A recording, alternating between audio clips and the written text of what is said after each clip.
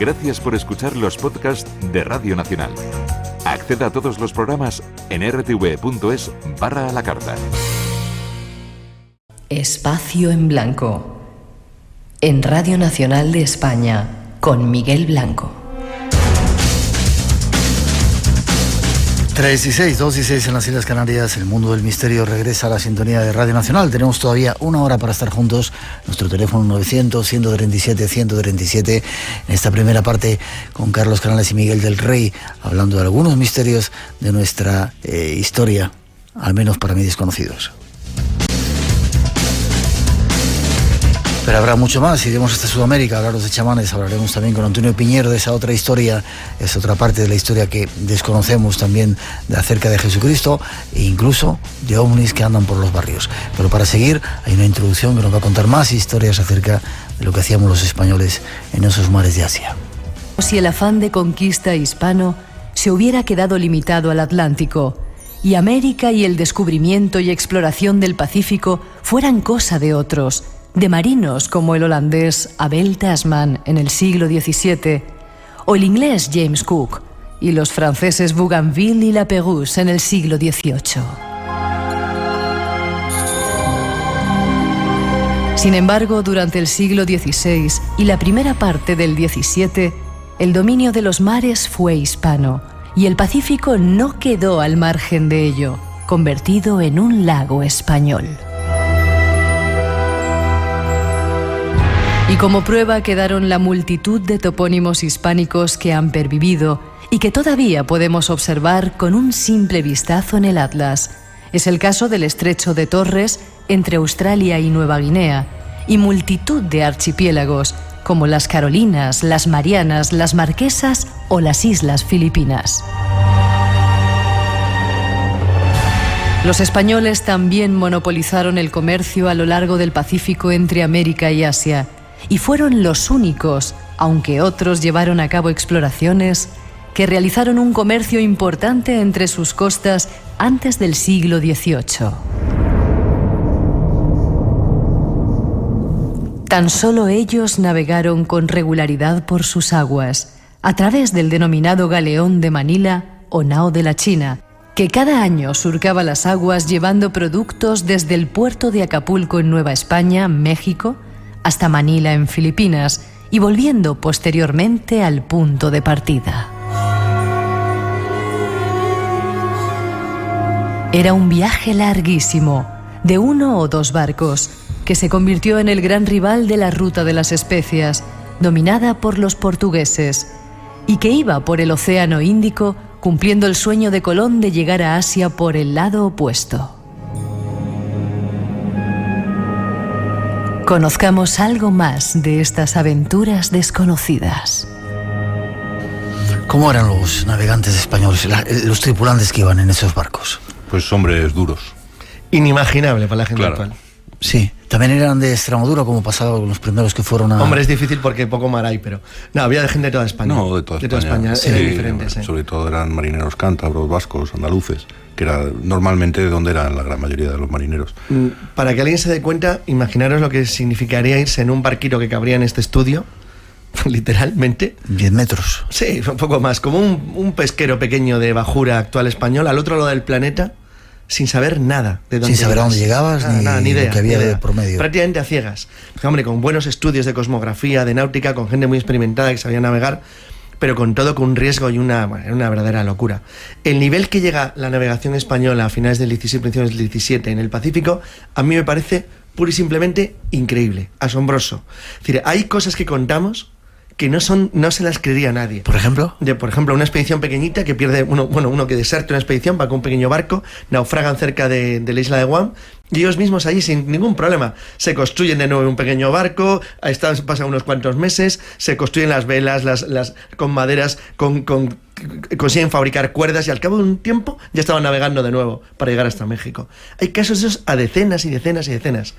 Habéis citado muy bien en la introducción el gran número de archipiélagos que cubren el Pacífico que tienen nombres españoles. Pero es que hay centenares de islas. O sea, lo barrieron de lado a lado, de parte a parte, especialmente a partir del que es uno de los viajes más importantes de la historia de la humanidad, que es el tornaviaje de Urdaneta. Cuando Urdaneta descubre que navegando hacia el norte desde las Filipinas hasta alcanzar el paralelo 40, que está a la altura de Japón, se puede coger vientos favorables para alcanzar las costas de California y desde ahí bajar a México. Las corrientes y los vientos te permiten viajar hasta Esa es una ruta que se sigue usando hoy comercialmente. La ruta de Urdaneta cambia el mundo porque, como también muy bien habéis dicho en la introducción, permite establecer una compensación al sistema tradicional portugués de traer las especies desde Oriente y establecer una ruta nueva, que era embarcarlo desde el punto central del poder español en Asia, que era Filipinas, Manila, llevarlo hasta Acapulco, desde Acapulco por tierra hasta Veracruz y allí embarcarlo hacia Europa. Veracruz es el puerto desde el que salen todas las cosas que van desde Europa, desde América hasta España. Veracruz es el puerto principal. Ya se tenían que llegar hasta Veracruz. Hasta Veracruz. Llegan primero a Acapulco y luego pasaban por tierra. Por tierra llegan hasta Veracruz. Y en Veracruz es el puerto como si fuese la aduana que permite que lleguen todas las cosas desde Nueva España hasta España. Ya. Sin embargo, es curioso, como decíamos en la introducción, la fama se la llevan los ingleses, los holandeses, de haber navegado por ahí, y no se sabe o no se sabía tanto. No se sabe. De hecho, es una cosa prácticamente desconocida, pero durante los siglos XVI y XVII el Pacífico efectivamente es un lago español. No es en el 18, nadie. Cuando llegan los holandeses y los ingleses. Muy tarde, en el 18. pero muy tarde. Los ingleses tardan muchísimo en meterse en Asia. Pero luego está Patrick O'Brien, que escribe novelas estupendas de aventuras en las que habla de que los ingleses están allí siempre. Y nos olvidan a nosotros. Pues sí, claro. Completamente. Vale, éramos piratas. Bueno, eran muy buenos niños, pregunto. A ver, el comercio en el Atlántico y el Pacífico, en todas partes, en los siglos XVI y XVII, era una mezcla. Tú comerciabas, que es a lo que ibas. Tú ibas a vender y comprar. Pero luego, si por el camino se te cruzaba alguien, pues normalmente si podías le atacabas, punto.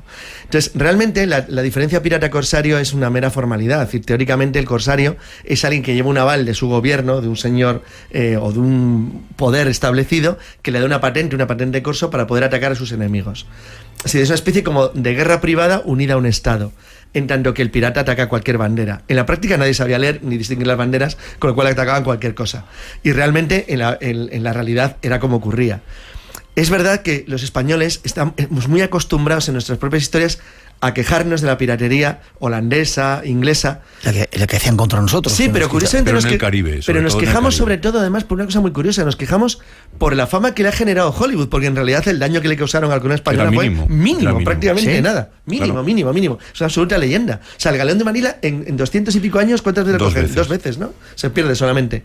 Y bueno, las flotas de plata de las que partían de Veracruz o de Costa Firme, por ejemplo, de Cartagena de Indias, nunca dejaron de llegar. O sea, llegaron perfectamente y de manera sostenida. Se perdió alguna, pero muy poco.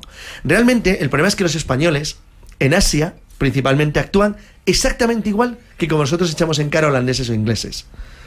Y eso por 2 factores muy interesantes. Uno, que si luego tocamos el tema de China es fundamental, y es que la conciencia de superioridad que tenían en Asia sobre el resto de los pueblos del mundo es demencial, o sea, llega a extremos grotescos. Es decir, tenían tanto desprecio por los asiáticos que es que pensaban realmente que podían hacer con ellos lo que les diera la gana.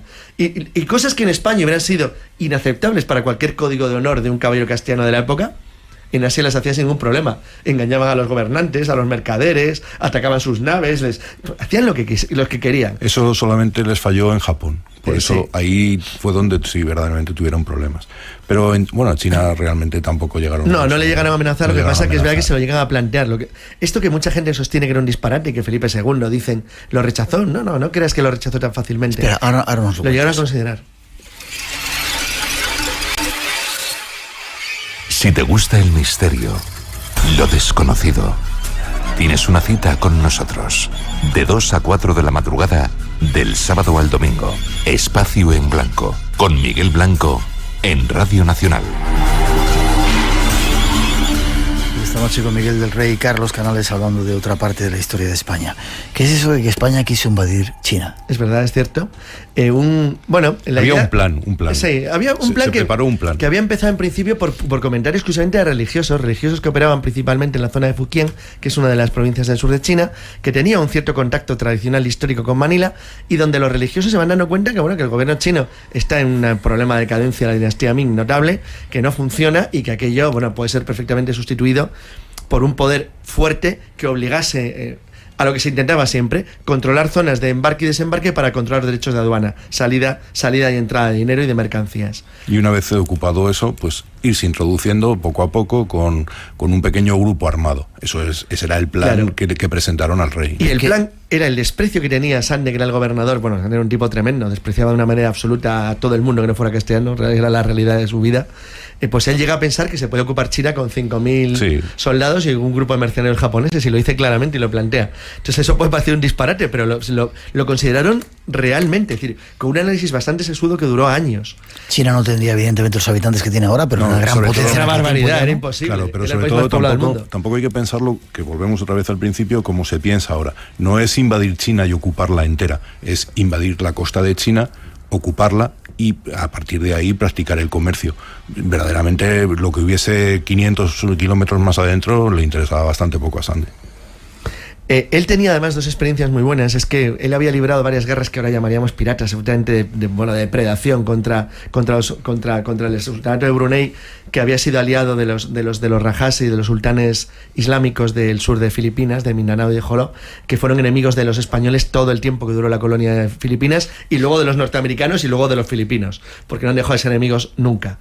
Pero el éxito que se había tenido en las operaciones contra Brunei y cosas como lo que ocurre, por ejemplo, en Camboya, donde un grupito de españoles y algunos portugueses... ¿Llegaron allí a Camboya? No, llegan a conquistar la capital. No me digas, es decir, un grupito de 120 taraos, no hay otra palabra para explicarlo, que se metieron en el interior de Camboya hasta el propio centro del poder camboyano y alcanzan Laos. Es una historia absolutamente increíble, pero que parece casi de ciencia ficción, porque es como un grupo armado que viene... Es como si un grupo extraterrestre muy bien preparado se presentara aquí y hiciera hacer lo que le da la gana, porque es lo que hacen realmente.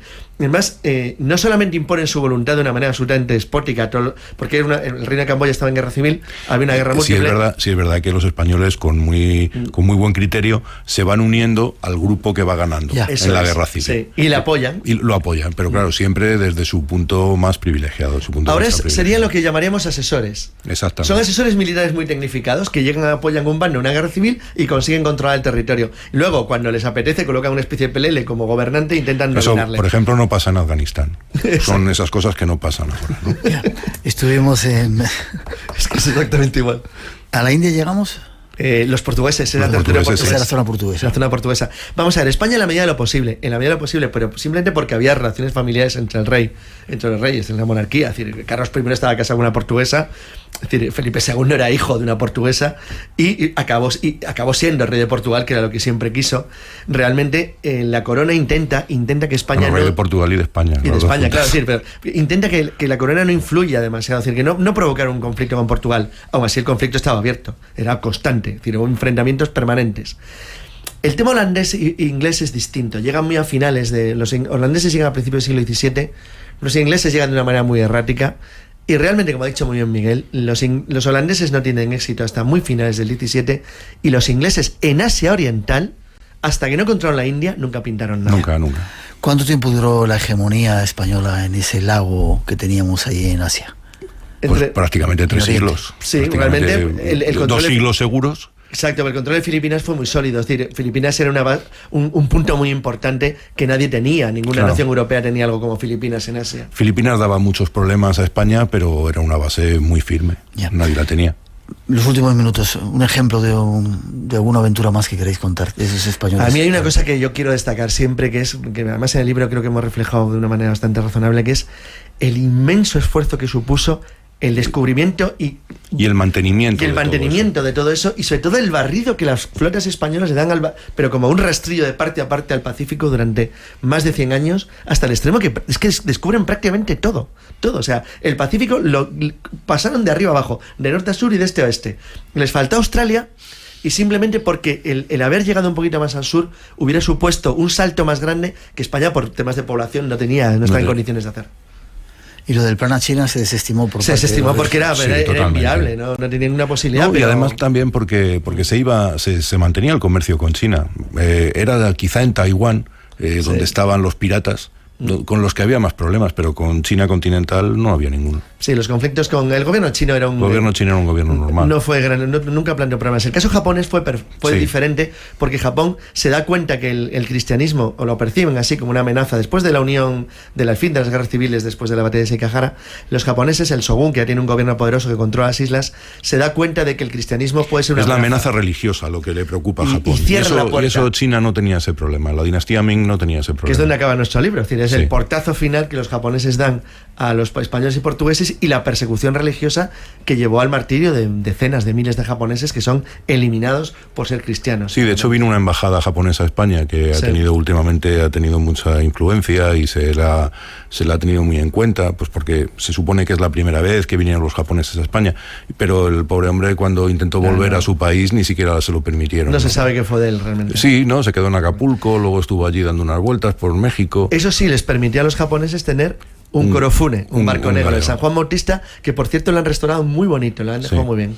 Cuántas cosas nos quedan por saber de nuestra propia historia, ¿eh? Pues sí, Sí. para eso estamos. Para eso estáis.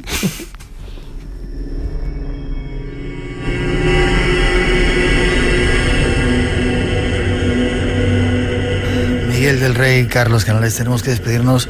Desgraciadamente nos esperan otros temas, pero tú, Carlos, vas a estar en un próximo congreso si queréis seguir a este monstruo. Sí, que yo no voy sé a dónde estar en el sabe Congreso tanto. de la España Mágica en Toledo el día 22 y 23, viernes y sábado de este mes de mayo. Y el libro que acabas de contar, Naves Negras, se presenta en Madrid el día 21 en la librería Cervantes. Sí, el día y ahí 21. estaremos, en Madrid. ¿A qué hora? A las 7:30. 7:30. Y para conectar con vosotros y Muy deciros... fácil a través de mi Facebook o de mi página web, con teclear Carlos Canales es muy fácil. Sí. ¿Y contigo? Pues con Ese Carlos esconde Canales. más. Con Sí. Carlos Canales. Se fue borrando el tío. Sí. Sí, me ha alargado a mí el mundo este. ¿Tenéis muchos seguidores? Sí, no va mal. Bueno, 2, 3, No va mal, alguno. no va mal. Ha sido un placer estar con vosotros. Espero que hayáis disfrutado de este rato de radio. Sí, como Y os siempre, espero Miguel. por la Muchas próxima. gracias. Gracias a vosotros. Y ahora, antes de cambiar de escenario, vamos con informaciones de algunas de las actividades que vamos a tener en el Espacio en Blanco. No os las perdáis. El tiempo que pasa volando nos va acercando cada vez más a esa actividad que tenemos preparada en las Islas Canarias. Ulises Acosta es un poco es mucho el responsable de todo esto. Buenas noches, buenas madrugadas, don Ulises, ¿cómo está usted? Buenas noches, Miguel, ¿qué tal? ¿Todo bien? ¿Tú qué tal? Contentos de estar participando y siendo protagonistas en pequeñito de ese cuarto Congreso Internacional del Misterio, ¿verdad? Sí, el cuarta edición. Y muchos medios de comunicación ya en Canarias están haciendo eco de esa actividad, ¿no? De ese gran magno acontecimiento que va a haber dentro 6-7 de junio, el mes que viene, ya en pocos días, allí en Las Palmas, de Gran Canaria. Sí, porque es el único congreso como tal que se celebra en Canarias, así tipo del tema del misterio, y la verdad es que sí, que ya no paramos, estamos de radio en radio, de emisora en emisora, siempre corriendo, pero bueno, eso. Qué bien que los compañeros den valor a ese trabajo que se está haciendo. Siempre se dice que nadie es profeta en su tierra, pero Ulises Acosta, recogiendo un poco la bandera, el fuego sagrado de Paco Padrón, ha vuelto a llevar el misterio a las Islas Canarias. Y he de decirte, Ulises, que el otro día estuvo con otros Paloma Navarrete, una de las personas que va a estar en el Congreso, y todo el mundo se quedó alucinado con lo que contaba, con la personalidad de Paloma, ¿verdad? Sí, la verdad que por aquí, de todas formas es muy conocida aquí en Canarias, porque la siguen mucho, pero se quedaron muy contentos y muy alucinados con la entrevista, ¿no? Yo creo que hiciste una entrevista muy bien a título personal y tal, y despertó muchas inquietudes en la gente. Bueno, hacemos lo que se puede. Van a seguir viniendo personajes al programa porque son invitados habituales del Espacio en Blanco, pero haznos un recorrido rápido de las personalidades que van a estar en ese congreso. Salvador Frisedo. Salvador Frisedo, que estará, la verdad que es una suerte tenerlo, porque es prácticamente muy raro que él dé una conferencia y la está dando aquí en Canarias. Uh-huh. Nos traemos un mexicano que es un chamán para la mente, que es Hugo Semoloni. Uh-huh. Paloma Navarrete hace su ponencia con Sol Blanco Soler, en esta ocasión la hacen conjuntamente. María José Cabanillas, que nos viene a hablar del Ho'oponopono, una didáctica de hawaiana, que es un espectáculo para conectarse con el universo. Magdalena del Amo, que nos va a hablar de su libro, que habla sobre los secretos del Camino de Santiago, que va a ser una ponencia muy interesante. Uh-huh. También tenemos el compañero periodista que nos dejó alucinados cuando vino a hablar de los españoles en los campos de concentración, ¿verdad? Sí, yo me quedé encantado con esa con esa entrevista que hiciste, y va a estar aquí hablando de los deportados españoles, ¿no? Claro, sobre todo para ver hasta dónde llega el ser humano aguantando, el poder de sufrimiento, de aguante, de superación que tienen los seres humanos. Es un ejemplo que se ha vivido en primera persona y nos lo va a contar nuestro compañero, ¿verdad? Sí, además lo va a hacer con manifestaciones de los propios supervivientes allí, las vamos a poder escuchar, y va a ser una conferencia dura, además va a ser bastante dura. Miguel Ángel Pertierra, que le conoces bien, que nos va a hablar de su experiencia cercana a la muerte, tanto la propia como las que él ha podido investigar como médico.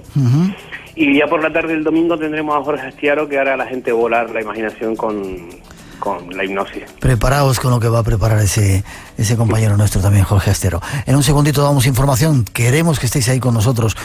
Cuarto Congreso Internacional de Misterio, con una vertiente de ayuda humanitaria organizado por Ulises Acosta y su equipo.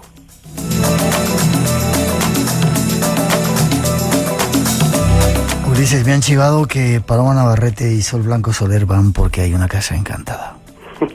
Sí, ¿No puedes contar nada de ello? No, pues no puedo contar ni el sitio donde se encuentra, pero sí, es en Gran Canaria. Vamos a visitarla el jueves, sí. Bueno, y esperamos que tú estés allí con tu micrófono grabando lo que pasa. Yo no me lo pierdo. Y luego el espacio en blanco también, que haremos desde el casino de nuevo.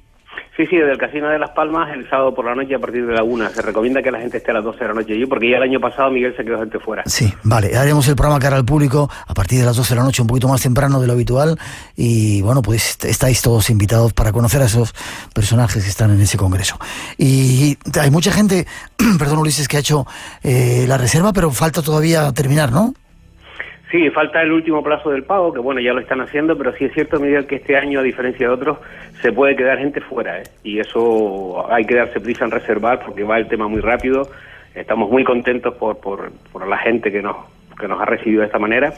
Pero bueno, se nota que el Congreso se va asentando y cabe la posibilidad de que se quede gente este año sin poder asistir. Vale, o sea que los que tienen reservada su plaza, que la cierren. Ya hablo con los canarios, se me ha oído una S. Su plaza, que cierren la reserva de forma definitiva, y los que no la hayáis hecho todavía, apuntaros, porque va a ser algo increíble.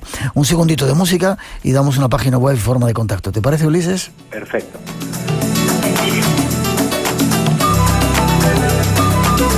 Para toda esa gente que dicen el EGM que no nos escuchan en Canarias, forma de contacto. www.congresointernacionaldelmisterio.es. Ahí están todos los datos de ese congreso. ¿Y un teléfono de contacto? El 687-798-849. Ulises Acosta, te queremos, gracias por el trabajo. Nos vemos dentro un poquito en Canarias. Y ánimo, no queremos que faltéis a esa cita. Oyentes del Espacio en Blanco, amigos, ahí estamos para compartir el misterio. Fuerte abrazo y nos vemos prontito, Ulises. Igualmente, Miguel, un abrazo fuerte. Hasta pronto. Gracias.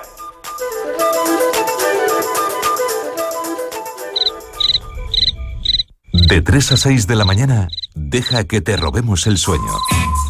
Hablamos con personas, con colectivos, que tienen algo que contar y mucho que aportar. El canto del grillo, con Eva Cordón, a las 3 de la mañana, en Radio Nacional. Y a detenerse un poco. No se trata de ver para creer, sino de creer para ver.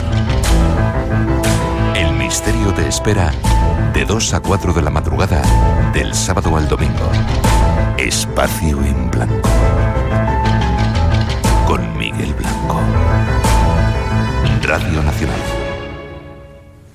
Desde Losburg, un pueblecito situado en la zona de Baden-Württemberg, Alemania, y de fondo, viendo la Selva Negra, os manda un saludo muy afectuoso y muy cariñoso para todos los amigos de Espacio en Blanco, José Luis Rodríguez Serrano.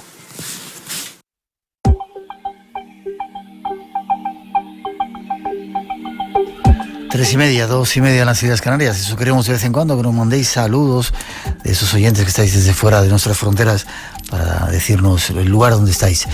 Seguimos camino, nos vamos ahora hasta Sudamérica. Hay una expedición, la ruta Mainumbi, que estamos siguiendo con nuestro compañero Fabián C. Barrios. Creo que esta noche nos habla de esos extraños personajes que comunican este mundo con el otro, los chamanes. Buenas noches, Miguel. Un abrazo a todos los oyentes de Espacio en Blanco.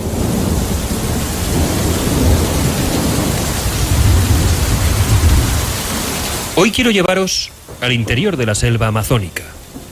Vamos a montarnos en una piragua y remontar río arriba durante 12 horas para llegar hasta la población de Lagunas.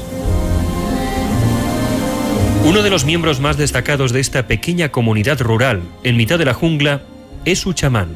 Sorprende de este hombre que su forma de presentarse es sencilla, llana, como sacándose importancia. De mí mi labor como chamán es la agricultura y más mi arte lo que tengo. Así de vez en cuando, no seguir, ¿no? De vez en cuando le hago al trabajo, más que todo solamente irme al campo, hacer mis labranzas, sembríos. El chamán es, sí, un agricultor. La base del chamanismo es esa, el sincretismo entre las religiones más ancestrales del Amazonas y la creencia de la existencia de un Dios cristiano. De esa manera el chamanismo tiene un conocimiento más por adelante. Pues. Y a base, no solamente eso, a base de que Dios siempre nos da ese apoyo de donde Él está también, no solamente uno. Todos lo hacemos por Dios, no solamente el chamán lo hace porque es chamán. Pidiendo al Señor. Entonces, a base de eso, vamos más un camino más para adelante. Sin embargo, para este chamán, su labor es fundamentalmente la agricultura. El chamán extrae de la tierra la medicina para la sanación de todos los males. Así, tomando un vegetal, lo que es la ayahuasca, pues, los voy a tomar y con eso se van recuperando la salud. La ayahuasca, ¿qué efectos causa en la persona? Bueno, la ayahuasca causa el efecto de tener, calentar el cuerpo y sacar todos los males, todo lo que tienes en la sangre, los virus que vuelan del cuerpo. El mundo del más allá. En las ceremonias de las noches del Amazonas, los participantes se sientan formando un semicírculo. El chamán exhala el humo de un cigarro mapacho para espantar a los espíritus del mal. En el centro de ese semicírculo, el chamán dispone un cuenco de ayahuasca. Las ceremonias pueden durar hasta 7 horas, durante las cuales se entonan cánticos. Media hora después de ingerir la ayahuasca, los participantes comienzan a entrar en trance. Sufren vómitos, diarreas, sudoraciones, palpitaciones y por fin, el espíritu del participante emprende un vuelo más allá de los árboles, de los ríos, de las montañas. Un sinfín de pensamientos se agolpan en el interior de la cabeza del viajero. Al regresar por fin, el reto es entender el significado. Esta noche, en Espacio en Blanco, un número para enviar mensajes, que es el 28077, ayuda a Nepal, que la gente que llame ahí sabe que ese euro, que esos 2 euros que vale el mensaje, pues se convierte en vida. Si quieres contactar con nosotros, escríbenos a espacioenblanco@rtve.es.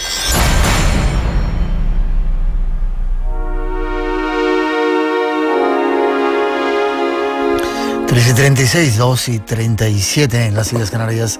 Seguimos en el Espacio en Blanco aquí en Radio Nacional con el recuerdo del Padre Ángel, con ese plan que tenemos todavía de ayuda a Nepal, y de la selva con nuestro compañero Fabián Barrios hablando de la ayahuasca. Hay otra cita que nos espera, otro de vuestros temas favoritos con vuestro invitado favorito Antonio Piñero. No os perdáis alguna de las respuestas que nos da de esa vida de Jesús desconocida. Aquí volvemos abriendo las puertas de estos misterios del cristianismo con Antonio Piñero, ese catedrático que tenemos el lujo de tener, de poder contar con él aquí en el Espacio en Blanco. ¿Cómo estás, Antonio? Divinamente, contigo muy bien. Me alegro. Ya le aliaste el otro día hablando del Espíritu Santo, misterios del cristianismo. 3 personas en una y un solo Dios verdadero, y nos dice un poquito... Y el Espíritu Santo, que es la ligazón. Hay muchos que me han preguntado, ¿qué es eso del Espíritu Santo? ¿Quieres que te lo diga brevemente? Brevemente. El Espíritu Santo es la manera que, como los cristianos en general, y los judíos antiguos y los griegos, expresaban la acción de Dios hacia afuera. Espíritu, neuma o ruach, significa viento, aliento. Tú no ves al viento, pero sin embargo sabes que el viento actúa. Igual, tú no ves a Dios, pero Dios actúa. Eso es el Espíritu Santo, Dios hacia afuera. Ya. ¿Y los judíos creen en ello también? Sí. En el Espíritu Dios Santo. actúa hacia afuera. Ya. ¿Sabes qué? También otra de mis noches insomnes cuando iba a la catequesis, el Espíritu Santo insuflaba la inspiración de los santos. Insuflaba aire, se te mete, como si tú estás respirando, se te mete el aire en tus entrañas, ese aire que es divino se apodera, según los antiguos, también los judíos, pero menos, se apodera de tus cuerdas vocales y se apodera de tu mente. Algunos judíos del siglo I pensaban que tu mente debía de salir para que se quedara dentro la divinidad, y entonces esa divinidad modula tus palabras utilizando las cuerdas vocales tuyas. Hasta que viene Pablo y dice, no, normalmente el espíritu deja libertad al ser humano y el ser humano habla y puede controlar al espíritu que antes parecía que le controlaba. Es como una especie de posesión. Sí, pero eso lo dejaremos para otra cosa. Vale, pero sí, lo que decía el Espíritu Santo era sagrado, había que creerlo a pies juntillas. A pies juntillas, es más, el pecado mortal es aquel que cuando el espíritu se presenta, según aquel que te condena, ¿no?, con una evidencia total, y tú te niegas a aceptar la evidencia que Dios está actuando, como el aire que te está moviendo, y te niegas y dices no hay aire, cometes un pecado mortal, y es el único que no se perdona, ni en el judaísmo ni en el cristianismo.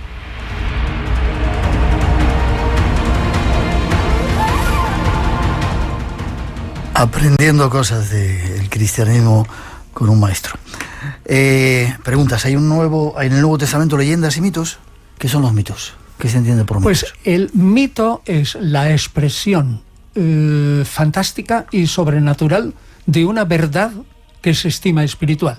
Por ejemplo, si yo digo que Dios actúa en tu persona, pues puedo decir que Dios se ha encarnado en mí, que soy un profeta, y a través de mí está actuando en ti. Siempre que haya un elemento sobrenatural que tú no puedas controlar, digamos de una manera racional, técnicamente se llama mito. Y mito, en griego, significa una leyenda, un discurso oral que se va pasando de uno a otro, que contiene normalmente una verdad religiosa. O sea que mítico significa en el fondo casi lo mismo que sobrenatural. Pero ojo, no es un desprecio hacia lo sobrenatural, sino es una manera de definirlo por oposición a lo natural. Y hay mucho mito.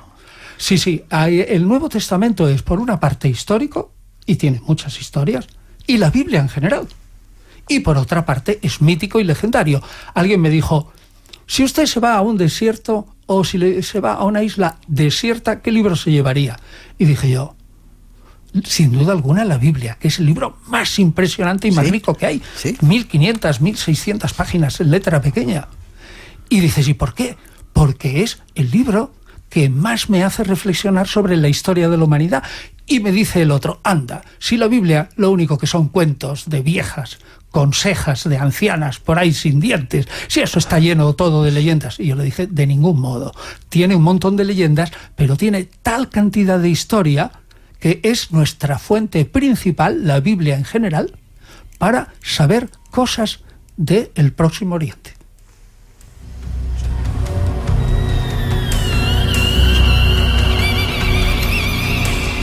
Vamos a aprender mucho en estos capítulos con Antonio Piñero acerca de historia y de los misterios del cristianismo.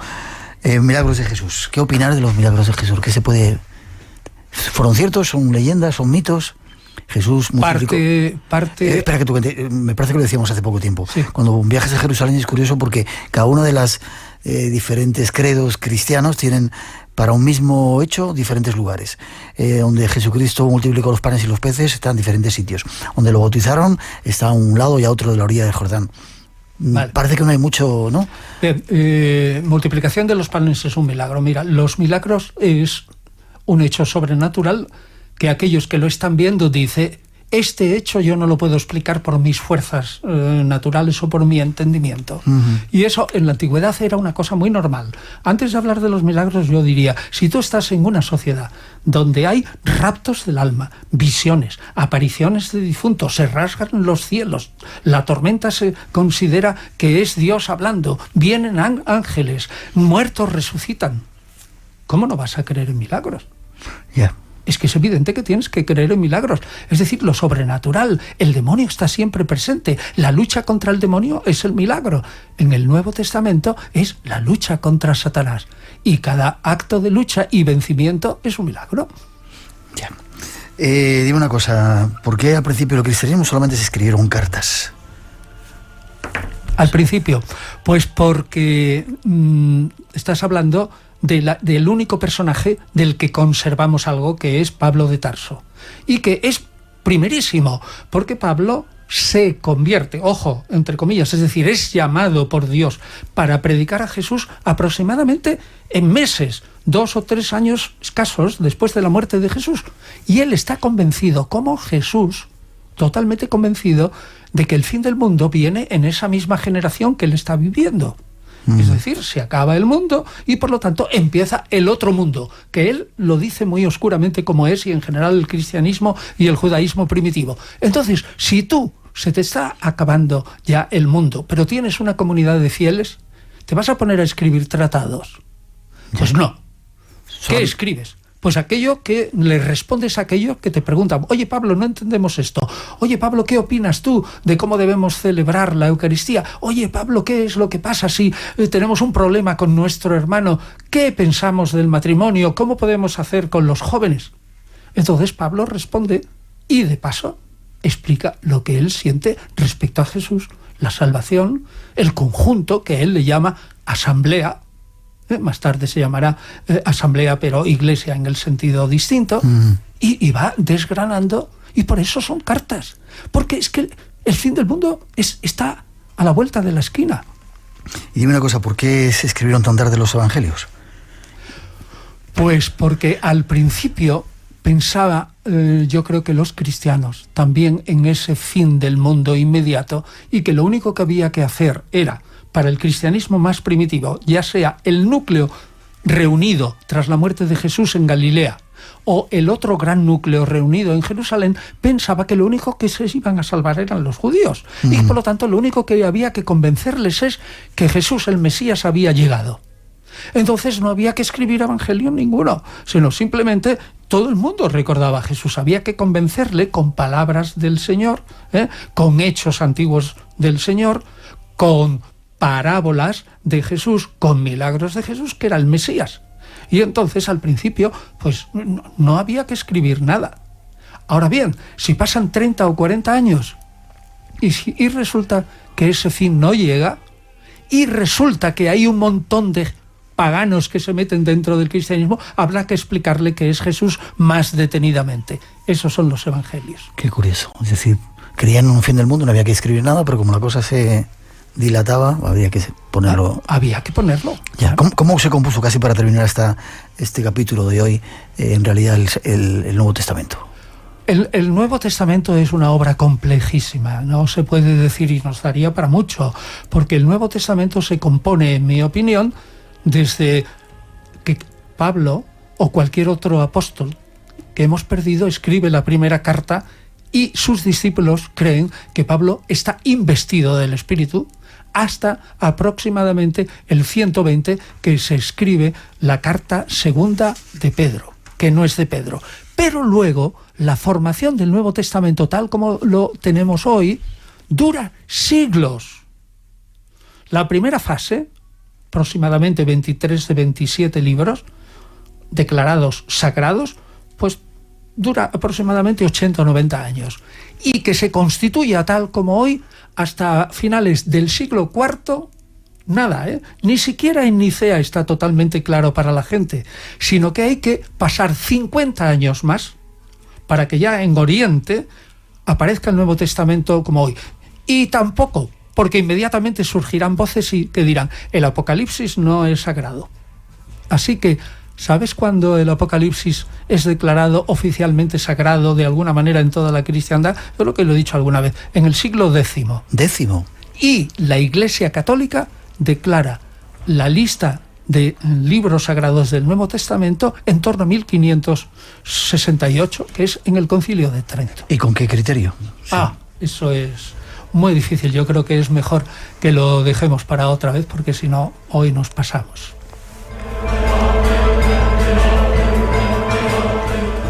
Antonio Piñero, te lo decía porque, y te lo dejo ahí para que lo hablemos, porque decían que estaban reunidos en el Concilio de Trento, llegó una paloma, se posaban los libros y en aquellos libros que se había posado dijeron, este es sagrado, este es sagrado, este es sagrado. No.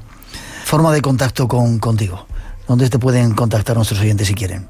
Pues se puede contactar escribiéndome a mi correo electrónico. ¿Qué es?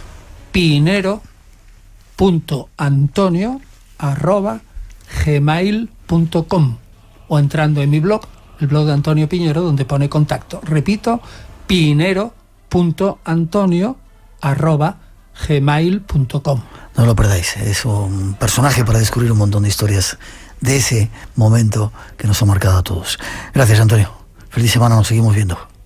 Hasta pronto. Hasta pronto. Hasta pronto. Está deprimido. Y cuando está deprimido no puede hacer nada. ¿Por qué estás deprimido? Díselo al doctor Eliker. Es por algo que ha leído. ¿Algo que ha leído? El universo se expande. ¿El universo se expande? Bueno, el universo es todo. Y si se expande, algún día estallará y eso será el final de todo. Eso no es asunto tuyo. Ha dejado de hacer sus deberes. Claro, ¿para qué? ¿Qué tiene que ver el universo contigo? Brooklyn está aquí y Brooklyn no se expande. Y no lo hará en billones de años. Por eso hay que intentar pasarlo bien mientras estemos aquí. ¿Eh?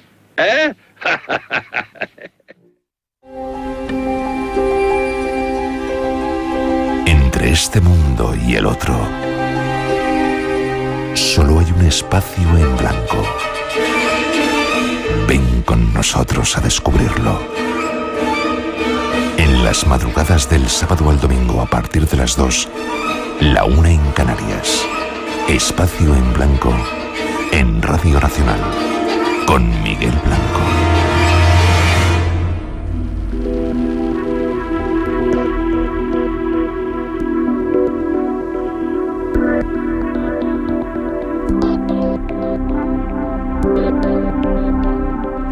Y vamos con una información que tiene que ver con el mundo de los ovnis. Estamos últimamente retirados un tanto de ellos, pero nos hemos enterado que a veces los ovnis aparecen en el barrio. Tenemos para hablar de ello a José Antonio López Espinosa. Buenas noches, José Antonio. ¿Qué tal, Miguel? Muy buenas noches. ¿Cómo estás? Pues muy bien, algo nervioso, pero feliz de hablar contigo y de compartir este momento con Espacio en Blanco. No me extraña que estés nervioso con los ovnis por el barrio. Déjame que escuchemos una cosita antes, ¿vale? Vale, estupendo. Ahí vamos. Eres consciente de que es algo real, pues ya no te prestas a ciertas prostituciones. Aunque estés necesitado de dinero, yo aunque no tuviera que comer, no vendería nada de lo que puedo explicar gratuitamente, porque como bien decía Eugenio Siragusa, la verdad ni se compra ni se vende. Hay una frase que nosotros ponemos en el programa, ¿no? Es bueno que la gente sea ignorante. Si es ignorante, le puedes meter miedo. El miedo es una forma de controlar, ¿no? Entonces es mejor o ridiculizar este tipo de temas, llamarnos frikis a la gente que estamos en estos asuntos, para que no veamos más allá de esas orejeras que nos han querido poner, ¿no? Lugares de poder, iglesias, sobre catedrales, sobre catedrales, sobre templos, en Santiago de Compostela creo que son 6 hacia abajo las que hay. En fin, los lugares de poder siempre han sido los lugares de poder. ¿Por qué? Pues probablemente porque haya sido el lugar climatológicamente hablando más agradable y probablemente el más rico en cuanto a posibilidades de poder servir a la población y demás. Ahí hemos escuchado algunas voces de algunos de los protagonistas, entre comillas, de tu película. ¿Qué es esto de ovnis en el barrio? Bueno, ya desvelado, es una película, ¿no? Sí, mira, Miguel, es una película documental de autor. Y bueno, es una película que he realizado sin ningún presupuesto, he estado 3 años para realizarla. Y bueno, investigando, no, documentándome, porque realmente quien era un gran investigador, estos que dejan su vida por investigar de verdad, era JJ Benítez. Y por ejemplo, en la actualidad sería Miguel Pedrero, que también participa, ¿no?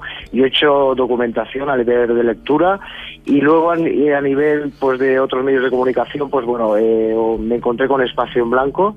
Y a nivel de podcast, a través de vuestra página web por temas, pues bueno, vi con los ovnis, porque yo soy una persona que no conocía el tema, y bueno, durante estos 3 años, pues bueno, me he ido documentando y al final pues ha salido esta película documental con una parte, por cierto, de ficción, ¿no? Más de 80 personas me han dicho que participan en ella, ¿no? De forma desinteresada. Sí. La gran mayoría son de un barrio de Roquetas, que es uno de los barrios más humildes que hay en Barcelona. Pero bueno, realizo la película en Nou Barris, en el distrito de Nou Barris de Barcelona, porque en el año 1969, pues bueno, cayó un meteorito. Por lo visto, este meteorito tenía, bueno, una serie de bacterias, unas microesporas cristalizadas que José Antonio Lamic en ese año y después, posteriormente, las analizó. Y bueno, tipológicamente hablando, hablaríamos de, bueno, pues de que son una serie de esporas extraterrestres, ¿no? Que no tiene nada que ver con ningún tipo de vida en la Tierra, ¿no? Y eso me hizo, bueno, pues grabar en este preciso barrio la parte de ficción, ¿no? Y yo, al no ser periodista, pues no quise en ningún momento hacer algo periodístico, sino algo de ficción, una mezcla de todo, ¿no? Desde el punto de vista cinematográfico. La verdad oculta de los ovnis. Muchos dicen que vamos a llevarnos sorpresas, nos estamos llevando sorpresas constantemente. Miguel Pedrero, Vicente Fuentes, Anthony Blake, Luis José Grifols, Jesús Jofre, Pruden Muguruza y un servidor son algunos de los personajes que salen, o personas que salen en esa película, ¿verdad? Nos preguntan nuestros oyentes, ¿dónde se puede ver esta película? Creo que la presentas en esta próxima semana, ¿verdad? Sí, mira, sí, ha sido una realidad, no me lo esperaba, y mira, y voy a estrenarla a nivel oficial, de momento en Barcelona, el 15 de mayo, el viernes 15 de mayo, el próximo viernes, a las 8 en el Cine Malda. Y de momento, pues bueno, estará hasta el día 22, es decir, estará una semana a las 8 de la tarde. 15 de mayo, a las 20 horas, ¿en qué cine has dicho, perdona? En el Cine Malda, es uno de los cines más emblemáticos que hay en Barcelona. ¿Cine Maldad? Maldá, M-A-L-D-A, Maldá. Cine Maldá en Barcelona, 20 de mayo. Y creo que lo haces con un carácter de ayuda humanitaria, ¿no? Para Médicos Sin Fronteras. Sí, efectivamente. Mira, esto, parte de la culpa, yo creo que a nivel indirecta, Miguel, la tenéis gente del mundo de los ovnis como tú, ¿no? Gente seria. Porque dentro de este mundo, pues bueno, hay personas que se aprovechan, que mienten y para ganar dinero, pero por ejemplo hay muchas convenciones que he descubierto, como por ejemplo lo que se hace en las Islas Canarias, que he descubierto que bueno, se paga entrada, pero el dinero después va destinado a bueno, pues a fundaciones y tal. Y yo he querido hacer lo mismo, ¿no? Para tratar este tema a nivel serio y a nivel, pues bueno, sin ningún tipo de negocio y tal, ¿no? He querido hacer lo mismo, pues toda la gente que he entrevistado, que para mí sois los más serios, ¿sabes? Gracias. Ovnis en el barrio, 15 de mayo a las 20 horas en el Cine Maldá. Hasta el día 20 de mayo podéis verlo. Ahora os damos otra forma de estar en contacto o de tener más información sobre este asunto.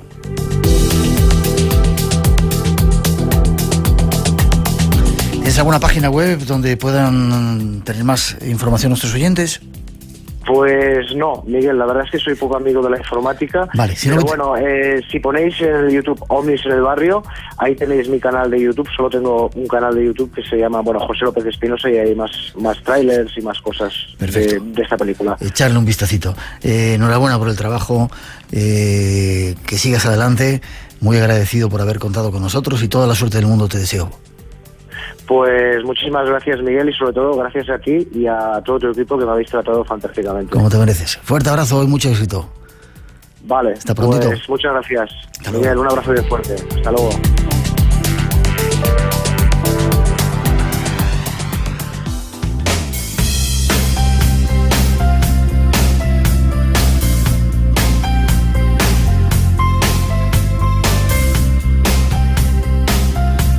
Por hoy termina esta singladura que nos llevó a conocer algo de las Valquirias y a navegar con esas naves negras por el océano. Recordar ese teléfono que sigue abierto, Ayuda a Nepal, 28077, un mensajito Ayuda a Nepal, y el coste íntegro va para Mensajeros de la Paz y para toda esa gente que ha sufrido ese terremoto en Nepal. Teníamos un concurso, estos son 5 ganadores: Marta Pugliano del Facebook, Amalia Martín de Mijas, Málaga, Carlos Rojas de Altía en Valencia, Francisca Martínez de Madrid y Carmelo Salvatierra de Zaragoza. Poneros en contacto con nosotros para darnos vuestra dirección y os enviaremos ese regalo que teníamos con la gratitud para todos. La Las gracias también a unos cuantos amigos que han venido a vernos. Espero que hayáis disfrutado el programa y que vengáis más veces a traernos regalitos, no hace falta.